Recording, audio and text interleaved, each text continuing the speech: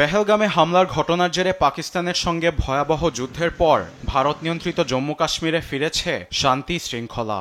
এমন পরিস্থিতিতে সেখানে লেখক, সাংবাদিক এবং গবেষকদের লেখা 25টি বই নিষিদ্ধ করেছে মোদি প্রশাসন। এতে কাশ্মীরের ইতিহাস মুছে ফেলার চেষ্টা করা হচ্ছে বলে জানিয়েছে কাতার ভিত্তিক গণমাধ্যম আল জাজিরা। শুধু নিষিদ্ধ করেই থামেনি সরকার।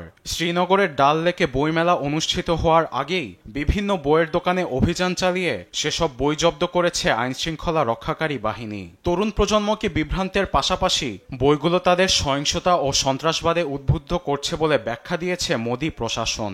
একই সঙ্গে ইতিহাসকে বিকৃত করা হয়েছে বলে অভিযোগ করেছে ভারত সরকার। বই কারো হাতে পাওয়া মাত্রই তাদের শাস্তি দেবে প্রশাসন।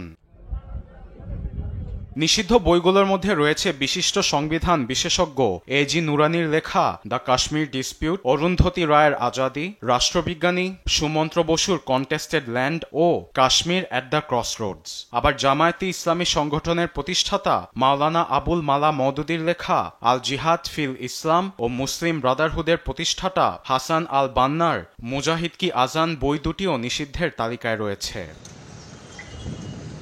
সরকারের এমন সিদ্ধান্তে ক্ষোভ জানিয়েছে লেখক থেকে শুরু করে ছাত্র এবং শিক্ষকরাও। বছরের পর বছর গবেষণা করে কষ্টে লেখা বই বাজেয়াপ্ত হওয়ায় আক্ষেপ করেছেন লেখক হাফসা কানাজওয়াল।